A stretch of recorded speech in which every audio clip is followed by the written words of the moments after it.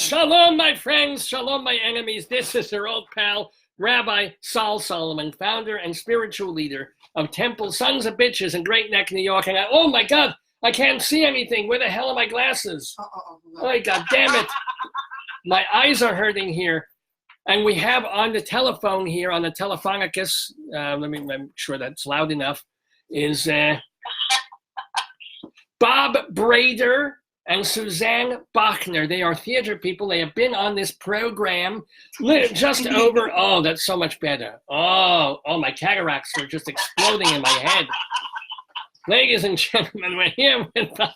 And notice for the new year, I've decided to grow my payas in. And they're growing at a phenomenal rate. If only my pubes would grow so fast. But Bob Brader and Suzanne Bachner are theater folks. We've had the pleasure of having them in the neighborhood before, talking about the shows that they've done. For example, Bob Brader does a solo show called Spitting in the Face of the Devil, which has to do with his relationship with his miserable son of a bitch dead father. And then there's another show they did called Very True. A show called Smoker. And then Suzanne does a show called The Good Adoptee, about her life being an adopted woman and finding her birth parents and all that. And then another show based on Schnitzler's Laurent. And if you've ever taken a schnitz, you know how painful that is, called The Circle.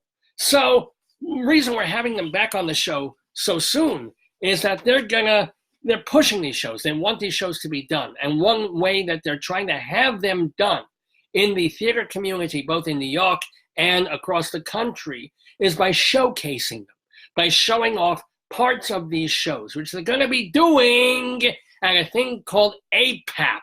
So, Bob, Suzanne, welcome back, first of all. Happy New Year to you. Happy New Year. It's a pleasure to be back. Thank you so much. Shana Tova to it. Thank you likewise. And then tell us what the hell, I confuse it with my APAP machine that helps me breathe. What is APAP? Great for sleeping.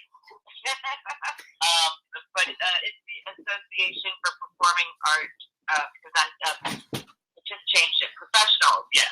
The Association for Performing Arts Professionals. And what the hell do they do? What does it mean? And it happens every January in New York City at the Hilton on 54th Street and 7th Avenue.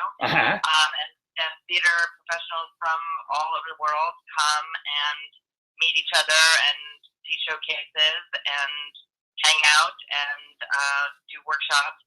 And we come in and showcase their work there. Now, have you done this in previous APAPs? We have. This is going to be our third year doing it. Oh, mit Mazel McGlick. So it's been worth it to you. Why has it been worth it to showcase your work amidst all these folks, as opposed to just, okay, you're meeting all the community, it's nice to be with other theater people, you probably, a lot of hookups at night when people get drunk, that's good too. But what did you get out of it the first two times we were at APAP? Well, we're meeting people, face to face, and you're meeting people who, you're usually not able to actually meet in person, which is really a nice opportunity. And you're making a personal connection with people who run theaters, the people who are dealing with hiring talent, and all of these different things. So you're making a very personal connection with them, and that's really vital in the business.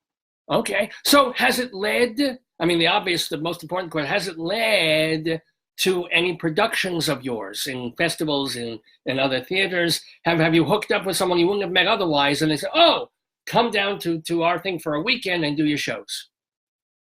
Yes. And we're taking The Good Adoptee to Seattle, to the SJCC there in Mercer Island in February 9th. And you wouldn't have done this, you wouldn't have known about this had you not gone to this showcase, this presentation thing. But the thing is, right. Are you still have to go on your own steam, or are they, are you invited? They are steaming us. We are invited and they are steaming us. Yeah. That's very nice. Actor Haley Palmer. Yeah. Well, congrats. It's good to be steamed. Gets all the wrinkles out of your shows. But so that's good. So and what you're doing in this one is, I mentioned all these different plays that you work on that you do. You're going to do 20-minute excerpts of. It's not even an excerpt. It's actually what we've been doing with these showcases, particularly this year, is that we're taking the shows and making sort of a mini show. So it's as if the show is 20 minutes. So it's like a continuous. There's an arc. There's a story. It's a continuous experience as if you're seeing the whole play, but it's 20 minutes. Whoa. So in other words, you condensed. It's not a lot of work for us at all to do that. Well, think about it. I mean, so instead of just taking a chunk of the show, you had to take parts of the longer piece and fit them together and make it have an arc. So it's almost like abridging the show rather than just taking a part out of it. Yes? Right, yeah. It is you will get a flavor of the whole entire show from watching that 20 minutes. Well, did it occur to you or anybody watching is like, hey, if you can tell the show in 20 minutes, why do we need Aggie? Do you get assholes who ask you that? Well, I feel that the 20 minutes, while I feel is really, really good, it's really just a flavor of the show, and it's not the full show. No, I know.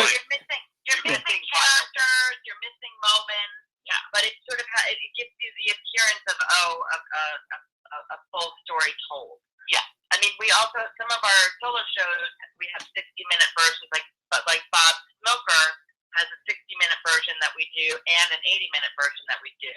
And so when you're doing autobiographical work like that, you're never telling the whole story. You're always telling part of the story. True. Right. But the 20 minutes is kind of like a yummy, delicious nugget that hopefully leaves you wanting more. Somehow the phrase yummy, delicious nugget sounds like an oxymoron. I don't know why. It's just yummy, delish, nugget. I don't, You don't like nuggets?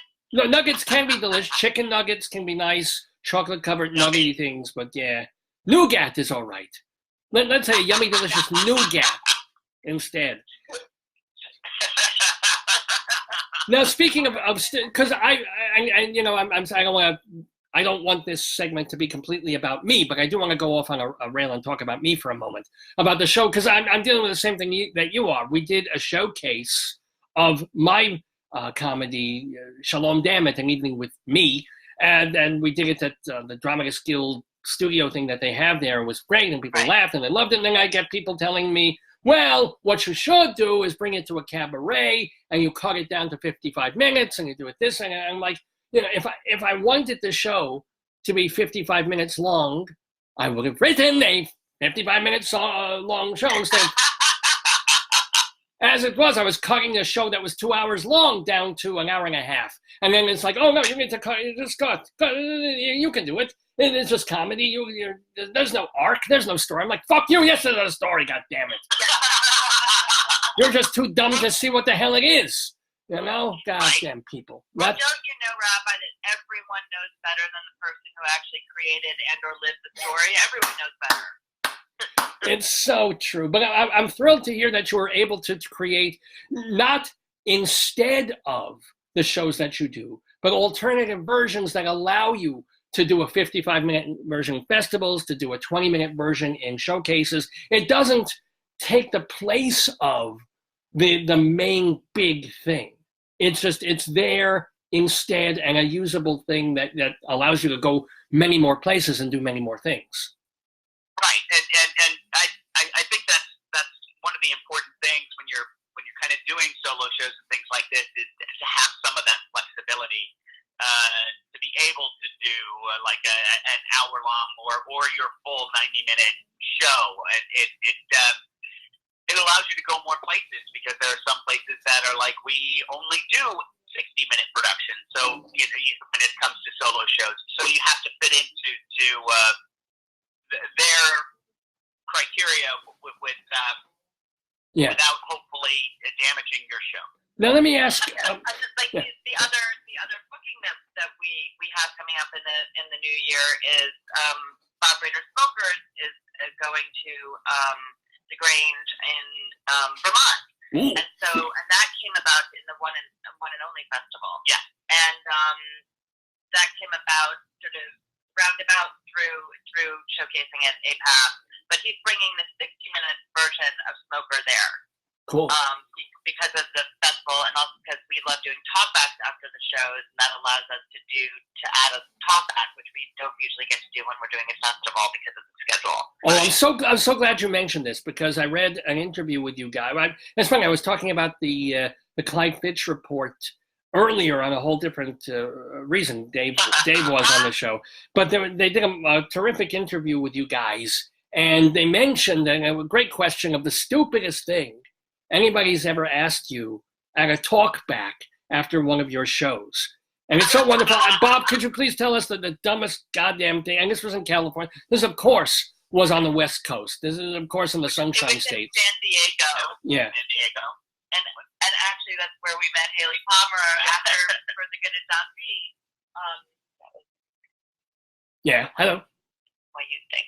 Oh yeah, I had a lady who was in the audience, and she said, it says here in the program that you went to NYU, and I noticed that the character on stage that you were playing also went to NYU. Is there a correlation there between those two people? Not realizing that the show is completely autobiographical. That it's your story. Yeah. Which it says numerous places, totally true story. So Yeah. I'm not sure why she didn't see that, but I thought that was a very silly question. But it was nice that she noticed that. I also chalk that up because sometimes the story of spitting in the face of the devil is so dramatic and so challenging for people to, like, in the theater, they can see any kind of horrific stuff on TV or in the movies, but in my theater, it's sometimes they just get this shield that says this didn't really happen in real life because I can't accept that. Right. I can't accept a horrific abusive pedophile existing, and this person is as spawn as that pedophile. And so I think that it's a coping mechanism, the shield. But she was trying to break through it on her own, which is to be commended. Yes. By saying, "Oh wait, could that be true?" You're being way too kind. It's like I know my friend Dave, who produces this show. He has a solo show that he does about a horrible incident he had involving diarrhea, and people walked out of that. And then you want to be kind and say, "Oh, maybe they can't deal. Maybe they have colitis or some kind of." But it's like, no, they're just the assholes from leaving in the middle of the show. Bastards. I hope they die. I'll give my nice version of that, Rabbi. Oh. Which is that Dave's show clearly triggered in a good way and inspired them in their bodily, physical selves, and that's why they had to leave. Yeah. That's right. They were so moved that they had a movement. Yeah. There you go. Exactly. Now, here's a question for you guys. We're talking with Bob Brader and Suzanne Bachner of the John Montgomery Theater Company about all their shows and stuff. So you've been doing this for how many years as a twosome and doing your thing? Several years. Wow. Several. Has it gotten harder? We've been partnered together doing theater for since 2006. Okay. Yeah, but we weren't partnered. I cast Bob in a show, and he just wouldn't leave. He would show up at rehearsals and stay late and arrive as early as I possibly could, Right. And then finally I said, maybe you should be managing director and do some, you're doing producing stuff and you're not getting any credit, and why don't you be managing director? And then I said, yeah, I think you've been managing director for a few months, but I think executive director is more appropriate for your burden of Right. So then we partnered. So then we partnered together, and that's when we really started focusing on doing more solo work and true stories, and partnering with nonprofit companies to raise funds and awareness. That's when we kind of focused in on that mission. So has it gotten harder or easier in the past 10, 12 years that you've been doing it? Because everybody complains the money for the arts is shrinking. You have more social media and things that you're fighting for audiences for. Harder, easier, or a bit of both in different ways to do what you guys do? But I think it's a bit of both. I mean, unfortunately, a lot of really great theaters are closing. I mean, a lot of really great theaters that you'd be able to put on a solo show, like really nice little black box theaters are closing down. They don't get the support. So the same way a lot of wonderful, mom and pop but very successful restaurants in the city have been casualty to the real estate situation in New York. So have the theaters, and it's been very, very, very sad. Yeah, like the whole list of theaters that we've performed in New York have, like 2/3 of them are gone. Yeah. And that's horrible. I mean, people are really trying to address that, but it's tough. And I mean, having toured a lot in Canada, it's just like, all the theaters that we've ever performed in Canada are alive and kicking. Yeah, exactly. And we see our Canadian fellow artists having a totally different sort of support base, government support and just community support for doing art. Actually, that sounds a little bit. Say that we don't have support, but it's just not on the same level. It's not the same kind of thing. See, people think as if art is important in our culture, in our lives, in the States. Yeah. No, people think that's an oxymoron too. Canadian artists doesn't necessarily go together too well. Well, I do not think that is we don't any Canadian artists. I'm going to stick up for our Canadian artists. They're amazing. Maybe you don't know the right Canadian artist. And we actually have an amazing Canadian artist friend who is an incredible Jewess who grew up in Edmonton named Melanie Gall, and she has a voice that is like touched by angels. Yeah, she's incredible voice. And you would never say that Canadian artist is an oxymoron. All right, I'm kidding. It's a joke. So, but I'm being your straight person, Rabbi. Well, but here's the deal. Here's the question also. You were talking about venues and little theaters where you could do the shows. What about the festival circuit? Dave was talking earlier about the closing of the New York Musical Theater Festival in New York. Just suddenly, God. Do you believe that it was just about the drying up of funding and how difficult it is to fund these things? Or are there other things at play? You've been in festivals. You've seen like the Fringe Festival came and went away. The Midtown is gone because that guy retired. Has that dried up too? Well, I mean, we did do the Midtown Festival when that was around, and it's hard because sometimes the festivals were also expensive to do. I mean, you weren't making. I mean, you were paying so much money to be a part of the festival, and then the returns you weren't making any money at all. And if the right people didn't see your show, then it doesn't get picked up, and then you are just at a loss. What has changed over the past number of years is sort of a path of independent theater artists putting on shows purely independently, not like some big kahuna is backing that, in a smaller space and already has it lined up to move to a more commercial situation. But it's much harder to do things independently and sort of have that get seen and picked up and move to a more commercial space. And that used to be a viable path. Yeah. And so a lot of these festivals like that, if they're commercial aspirations of the participants, it ends up being a little more of an investment than, I can make money through the festival because it's cost prohibitive. And then if there's really no path to having people really see it, and that's the other thing, it's just like, it's such a huge saturation that it's harder really for work to be seen just because of the saturation effect. Yeah. And there are more, I'm going to get depressed, Rabbi. No more depressed than I am, that's for sure.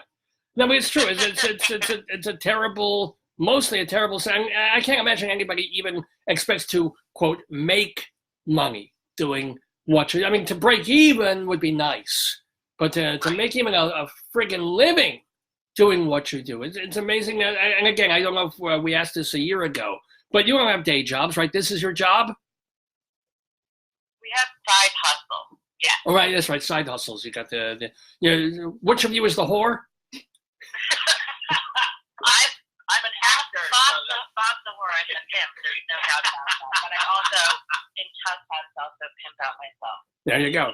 You got to. I mean, but this idea of even like when you go to that Seattle that you were invited to, it's wonderful. They're gonna fly you over. They're gonna probably put you up. But it's not like you're gonna suddenly make enough money to live on for the 2 weeks afterwards when you come home, right? No, we could.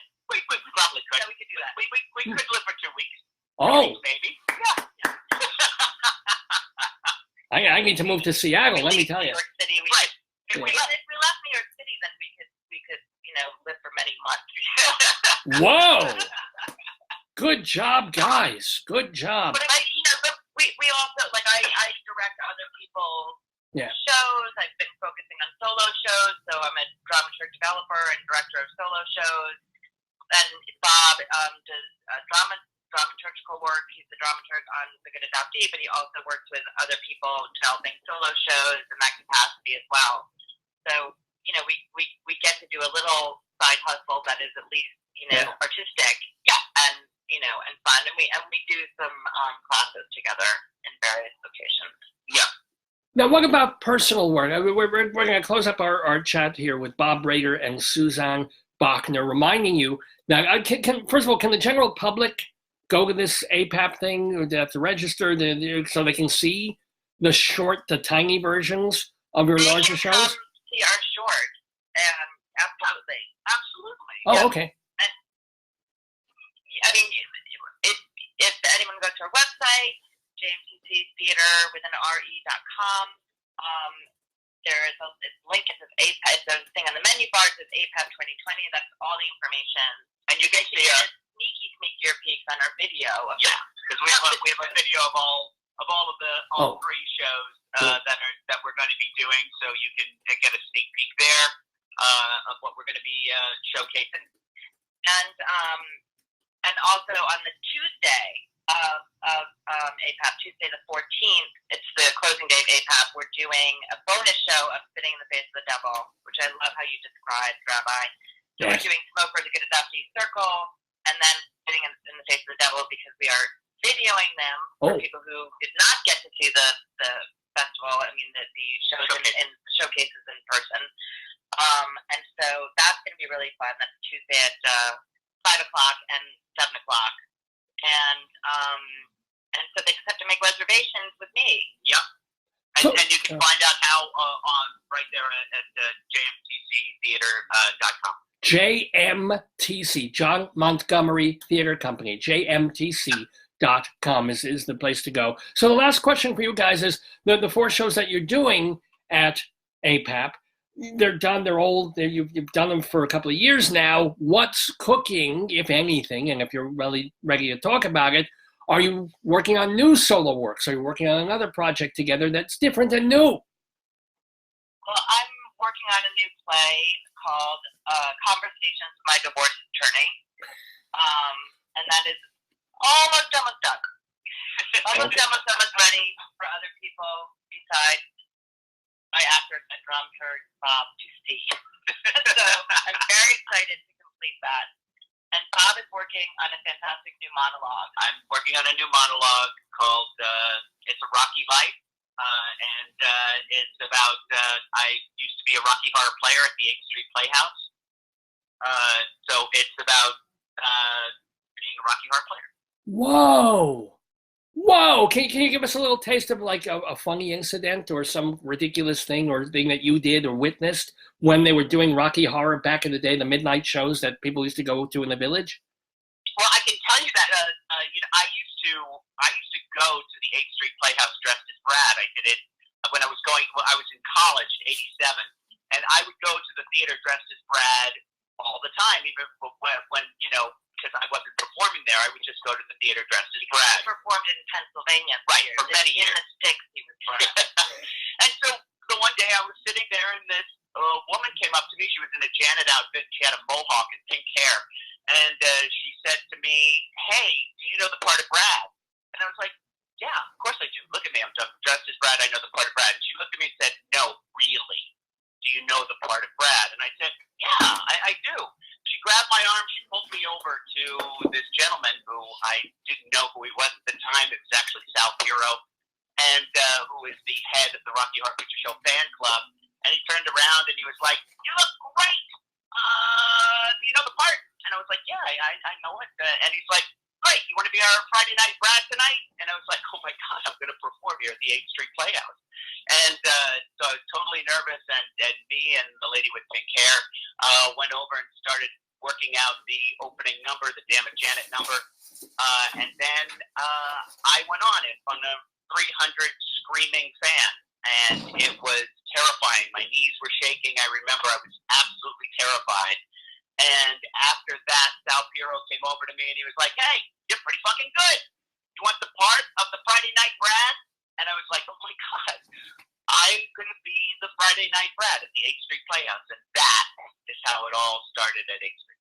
Wow. Wow, Mazel, I had no idea about that. That's so cool. It's just, and the nice thing is, let's face it, you can walk around New York, or you can walk around Kansas as Brad. Nobody even know you're a character. Right. Yeah. It's a good thing you weren't Rocky. It was, it's a good thing you weren't some of those other, like the assistant character. But good for you. Oh my gosh, I'm so glad I asked that. That's great. Ladies and gentlemen, we have had such a delightful time talking with our own Brad and Janet. What? Wait, what? Thank you. Oh, Thank yeah. you. It was a joy. Suzanne Suzanne Bachner, excuse me, and Bob Brader. They're part of John Montgomery Theater Company, JMTC.com, to find out about all the stuff they're doing, not only at the APAP conference in New York this month, but also if you happen to be listening and you're in Seattle, go see them there. Go see them in Vermont and check out where you can see these marvelous one-person and larger shows that they are doing. It just remains for me to say a Shana Tova, a Happy New Year again to you both. Happy New Year. And may you be performing your solo shows in the absolute correct place for it. I'd say the Meadowlands. There you go. It can be done. Same for your solo show. Dave. Yeah, Dave. God willing. God, from your mouth to God's ears. And God has very big ears because he's God. Thank you, guys. Thank you so much. Thank you And so much. shalom to you both. Bye-bye. Hello. Bye. Bob Brader, Suzanne Bachner, here in the neighborhood with me, Rabbi Sol Solomon. It's been a delight. Happy New Year, by the way, to all of you, since this is the first time I'm seeing you in the new year. So, ladies and gentlemen, let me bring Dave back to do more of the Dave's Gone by Facebook, your podcast, your program, your thing that he does on this thing. You'll see it. He'll be here. I got to play some music. Dave will be right there.